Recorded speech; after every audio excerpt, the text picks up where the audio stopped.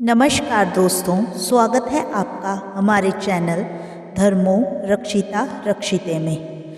दोस्तों, आज की हमारी कहानी एक प्रेरक कहानी है, कामधेनु गाय। पिछली बार हीरा को जन्म देकर लाजो ने शंभू को निराश किया था, परंतु लाजो जो कि एक गाय है, एक बार फिर गर्व से है। शंभू को पूर्ण विश्वास है कि लाजो इस बार उसे निराश नहीं करेगी और एक बछिया को जन्म देगी, जिसे पाल पोस कर शंभू अपने भविष्य को सुरक्षित कर सकेगा। वक्त बीतने के साथ ही शंभू की धड़कन भी बढ़ने लगी। नकारात्मक विचार उसे मायूस कर रहे हैं, परंतु लाजो शंभू की आशाओं पर खरा उतरते हुए एक सुंदर बछिया को जन्म देती है। शंभू बहुत खुश है। वो अपने इस खुशी को गांव वालों से साझा करते हुए पूरे गांव में बूंदी के लड्डू बांटता है। वक्त के साथ लाजो ने तो दुनिया को अलविदा कह दिया, परंतु उससे जन्मी बछिया अब बड़ी हो चुकी है। इस प्रकार जाते जाते लाजो शंभू के भविष्य को सुरक्षित कर ही गई। लाजो की बछिया सालों साल लगातार दूध दे रही थी। बस इतना ही नहीं, उसका दूध भी बहुत ज़्यादा होता था। शंभू कामधेनु के दूध को अपनी बैलगाड़ी पर रख रोज़ सुबह शहर जाता और उसे बेचकर ढेर सारे पैसे कमाता, जिसके बल पर वो अपनी सभी जिम्मेदारियों को बखूबी निभा रहा था। इसलिए उसने बछिया का नाम कामधेनु रखा था। हालांकि शंभू भी कामधेनु का ऋण चुकाने के लिए प्रयत्नशील है। उसने कामधेनु के लिए घर के ठीक सामने एक बहुत ही सुंदर झोंपड़ा बनाया, जिसमें हवा पानी की बड़ी उत्तम व्यवस्था थी। वो उसके खाने पीने का भी बहुत ख्याल रखता। सिर्फ इतना ही नहीं, कामधेनु के चीख देने मात्र से वो फौरन डॉक्टर को लेकर आ जाता।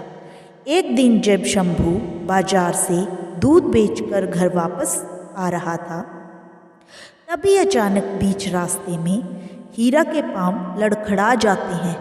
वो ज़मीन पर लेट जाता है और अचेत हो जाता है। हीरा की ऐसी हालत देख शंभू बहुत घबराता है। वो आसपास के गांव वालों की मदद से उसे घर लेकर आता है। फौरन डॉक्टर साहब भी बुलाए जाते हैं। डॉक्टर साहब हीरा की तबीयत के बारे में जब शंभू उनसे पूछता है, तब पता चलता है कि हीरा बहुत दिनों से बीमार चल रहा था, परंतु शंभू ने उसका इलाज किसी अच्छे डॉक्टर से कराने की बजाय उसे घरेलू नुस्खों के द्वारा ठीक करने की कोशिश करता रहा। हालांकि डॉक्टर उसे बचाने का बहुत प्रयास करते हैं, परंतु वो अपना दम तोड़ देता है। हीरा के जाते ही शंभू की चेहरे की हवाइयाँ उड़ने लगती हैं।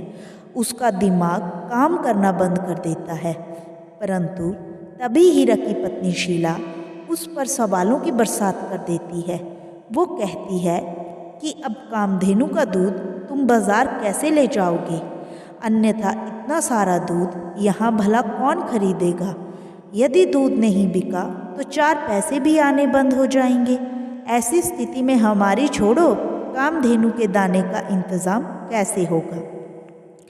शंभू के पास पत्नी के सवालों का कोई जवाब ना था।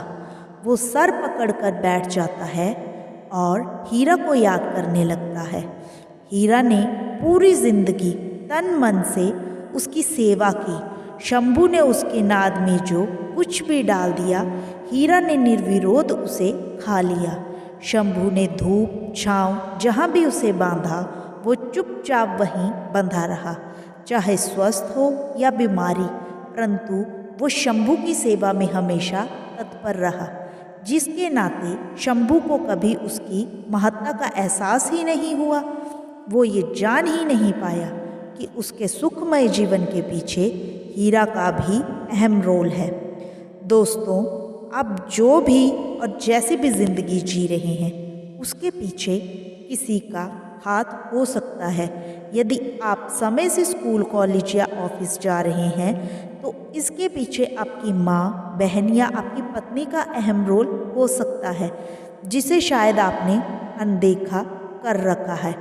यदि आप स्कूल की फ़ीस, बस का किराया समय से मिल रहा है, तो उसके पीछे आपके पिता, भाई या किसी और का दिन रात की तपस्या हो सकती है। ऐसे पिलर्स जो इतनी मजबूती से हमारे साथ खड़े हैं कि जिनके रोल, जिनके महत्व का ना ही हमें खुद कभी एहसास हुआ और ना ही वे खुद कभी हमें इस बात का एहसास होने देंगे। हमें ऐसे पिलर्स को जानना होगा, अपनी लाइफ में उनके रोल को समझना होगा। ये समझना होगा कि हमारी लाइफ चाहे जैसी भी चल रही है, उसे अच्छा बनाने में किन किन लोगों की मेहनत शामिल है। हमें उनके लिए धन्यवाद करना चाहिए। हम उनके उपकारों का मूल्य तो नहीं चुका सकते, परंतु जहाँ तक हो सके हमें भी उनके लिए हमेशा तत्पर रहना होगा। दोस्तों, अगर आपको हमारी ये प्रेरक कहानी पसंद आई हो तो हमारे वीडियो को लाइक करें और हमारे चैनल को ज़रूर सब्सक्राइब करें। राधे राधे।